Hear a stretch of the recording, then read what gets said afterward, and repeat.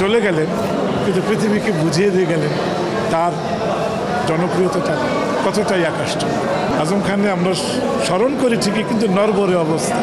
ওনার গান তো আলি আলি আগেই শোনা, এবং তবে এটি সত্য কথা যে ওনার জনপ্রিয়তা এত আকাশচুম্বী এটা কিন্তু কখনো চিন্তা করিনি, বা স্ক্রিন অতটা আসেওনি। তবে এটাই কি যথেষ্ট না? উনি চলে গেলেন, কিন্তু পৃথিবীকে বুঝিয়ে দিয়ে গেলেন তার জনপ্রিয়তাটা কতটাই আকাশচুম্বী। এটা আমাদের বাংলাদেশের অডিয়েন্স জানি না কেন এখন এত ম্যাচুরেট হয়নি এখন। তাই যদি হতো আজম খান চলে গেলেন।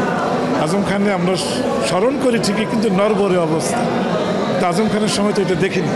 আসাম ছোট্ট একটি দেশ, জনসংখ্যার তুলনা আমাদের কাছে কিছু না, তারপরেও দেখলেন তো তাদের শিল্পীদের তারা কী পরিমাণে সম্মান করে। আমি আশা করি বাংলাদেশে একদিন অবশ্যই হয়। আমার কাছে ভালো লেগেছিল কৃষ্ণ, ভালোবাসবো।